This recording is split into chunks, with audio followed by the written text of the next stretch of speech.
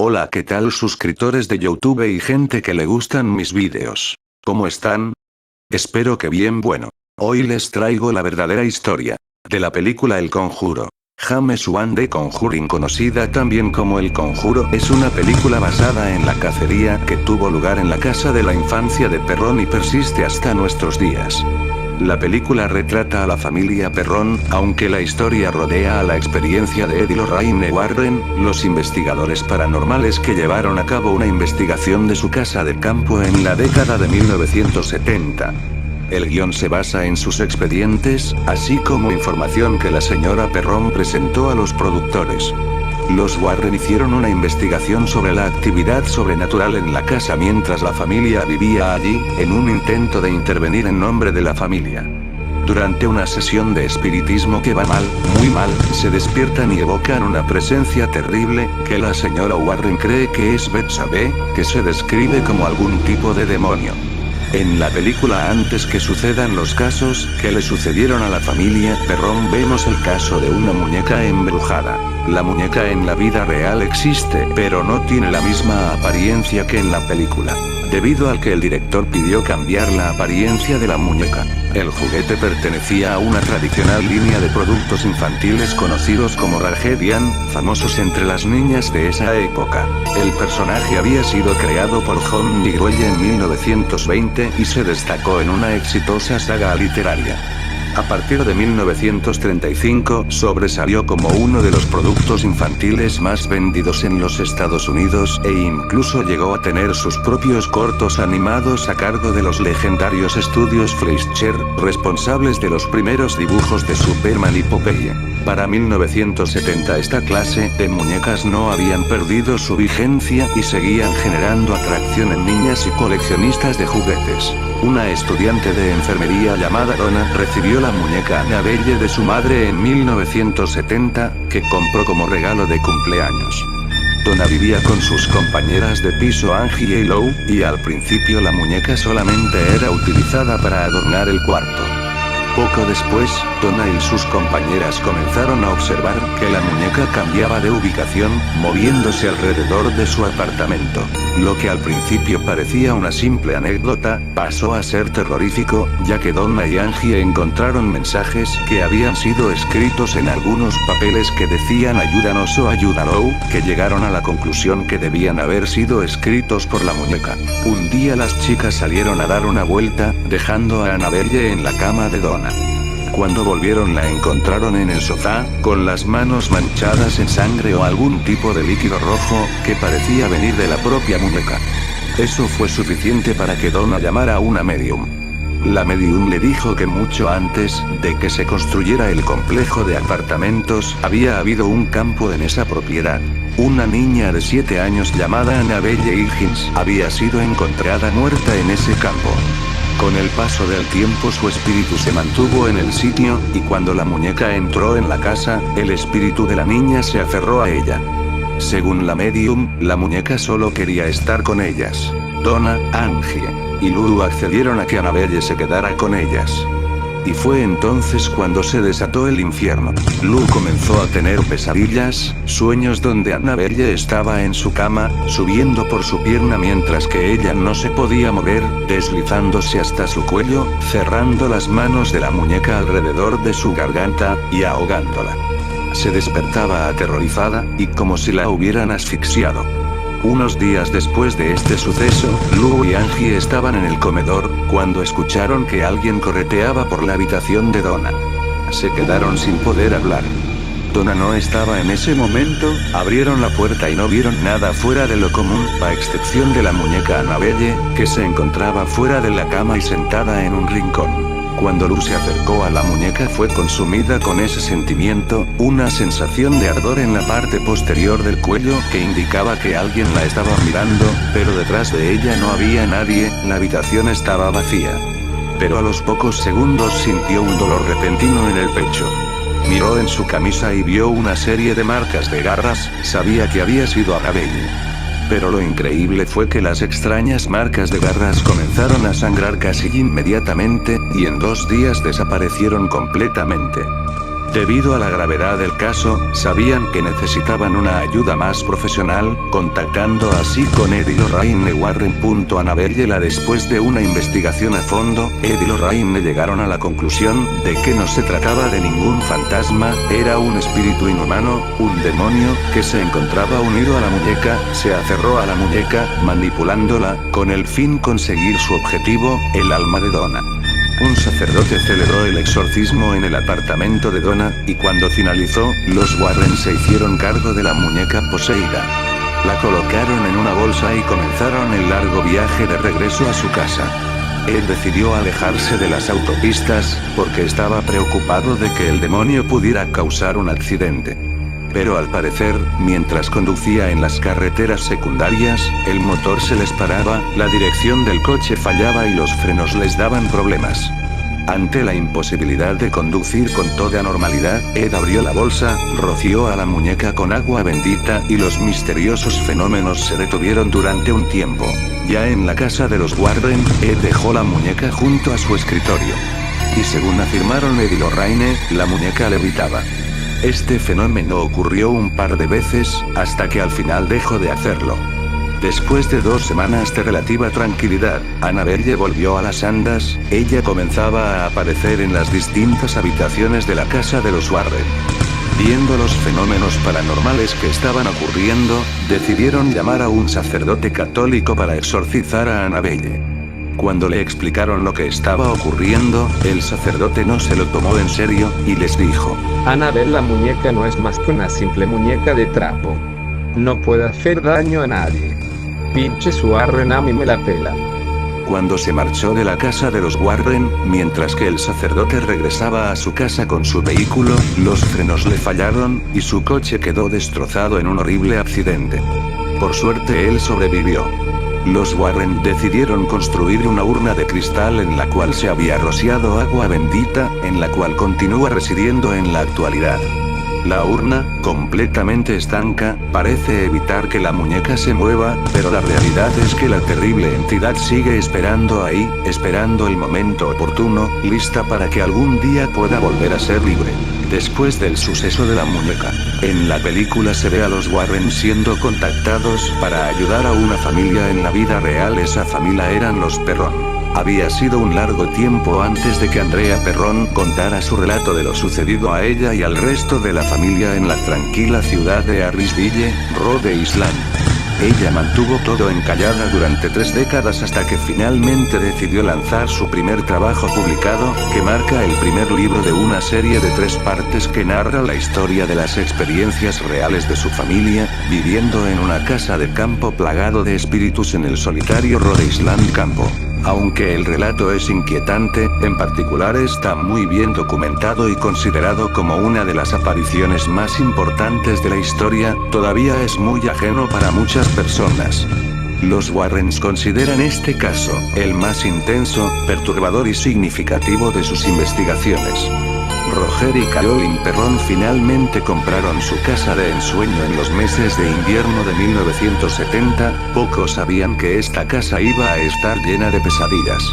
Como mucha gente, estaban muy contentos de estar viviendo en una casa llena de historia y estaban ansiosos de criar a sus 5 hijas allí. Lo que ellos no sabían, era que la casa estaba llena de agonía y muerte. 2 antiguos residentes se colgaron, uno de ellos en una de las vigas del granero. La casa fue construida en un hermoso terreno con un montón de espacio para 5 niños que crecen para jugar.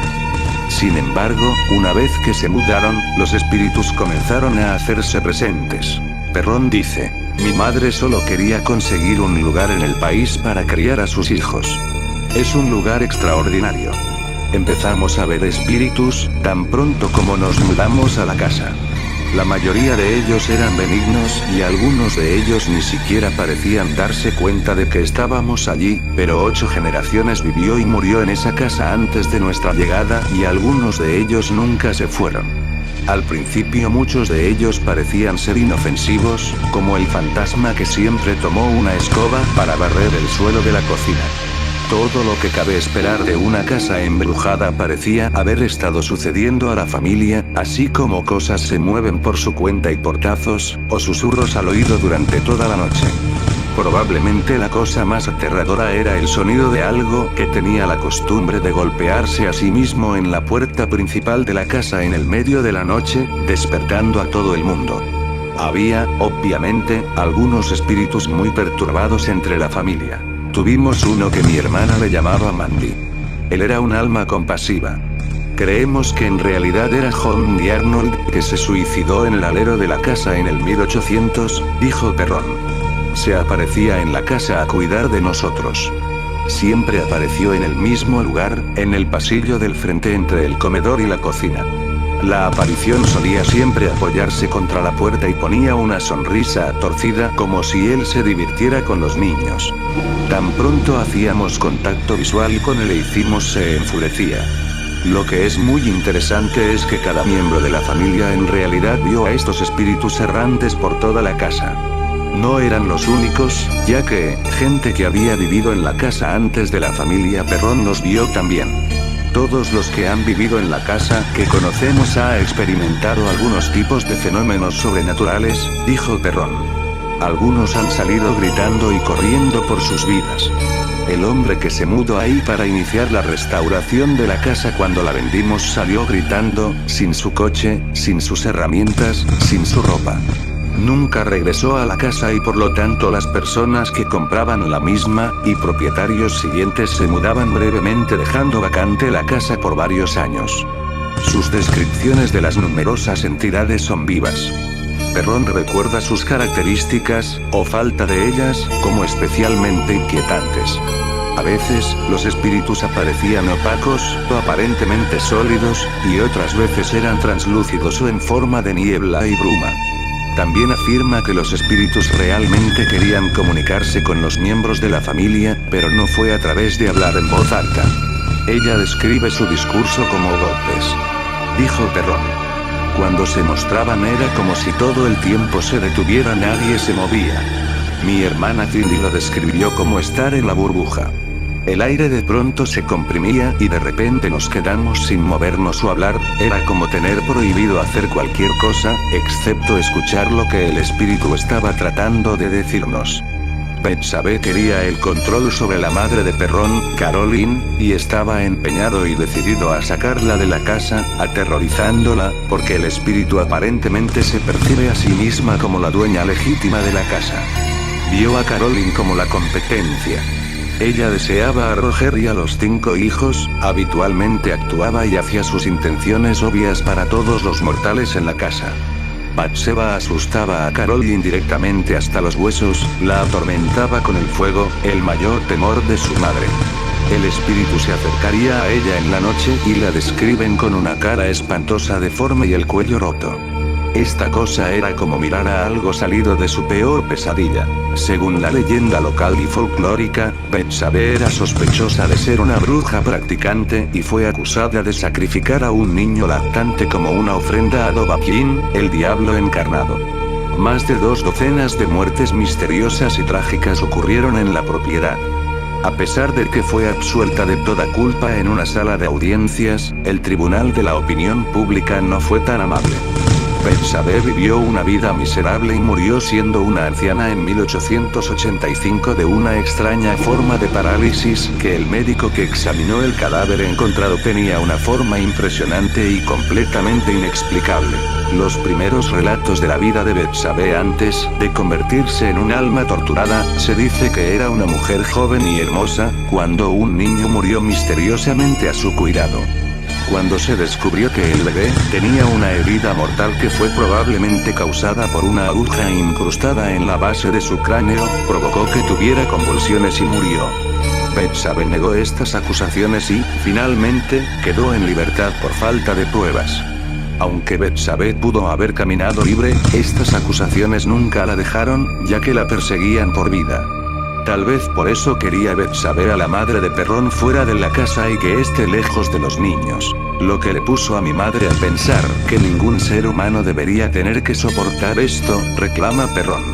Ella se apareció a varios de nosotros, pero yo nunca la vi. Vi a muchos de los espíritus, pero nunca la vi a ella, salvo en un estado de sueño. Cuando ella se le aparecía a mi madre, yo lo veía en un estado de sueño al mismo tiempo que se estaba sucediendo, aunque me quedaba inmóvil porque ella podía escucharme en el sueño e incapaz de ofrecer cualquier ayuda mientras ella aparecía para atormentar a mi madre. La descripción de Perrón de Bexabé es donde las cosas empiezan a ponerse realmente espeluznante porque describe el rostro del espíritu con casi ninguna característica real. En cambio, parecía una colmena sin vida de bichos arrastrándose por todas partes. Su cabeza estaba inclinada hacia un lado. Era redonda y gris, parecido a un panal disecado.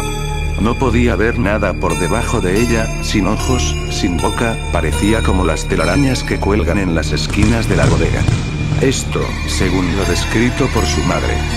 Fue cuando decidieron buscar ayuda. Así fue como contactaron a los Warren. A pesar de tener a Ed y Lorraine Warren intentando disipar los malos espíritus, terminaron haciendo más daño que bien y nunca tuvieron éxito en librar la casa de su horror.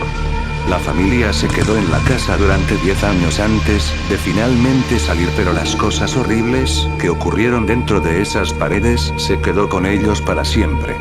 A diferencia de la película que se ve que los Warren logran disipar al espíritu. En la vida real esto nunca ocurrió.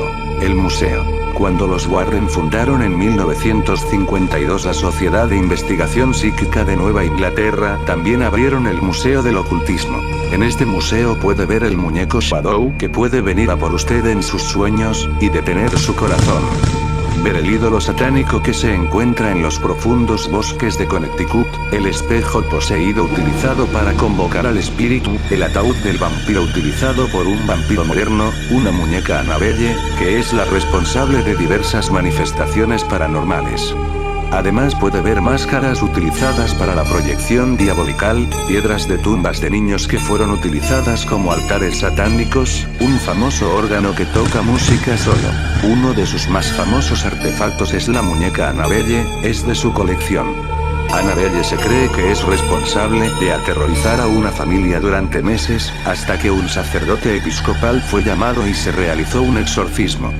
Aunque Annabelle ha sido exorcizada varias veces, se cree que hay algo de energía todavía unido a esta muñeca. El director Ryan Boyle, nacido el 8 de julio de 1982, es un americano investigador paranormal, autor y productor fundador de la Sociedad de Investigación Paranormal. Cuando era un estudiante de 19 años de edad en la Universidad Estatal de Pensilvania, visitó el Museo Oculto mientras estaba en una gira con Lorraine Warren. Es allí cuando Ryan Boyle afirma que vio la cabeza de Annabelle moviéndose arriba y abajo sorprendentemente, como si Annabelle estuviera asintiendo con la mirada, como si fuera a reconocer su presencia. Este museo es un lugar que cualquier investigador paranormal experimentado o entusiasta de este mundo, estaría de acuerdo en que es una visita obligada. Bueno, eso es todo. Espero les haya gustado. No se sugestionen porque en un video afirman los Warren que viendo la película atraías más a este tipo de seres malignos. Así que no se sugestionen y tómenlo como algo pasajero para no atraer nada. Mientras yo me voy con la enfermera sexy. Bueno, eso es todo, suscríbanse.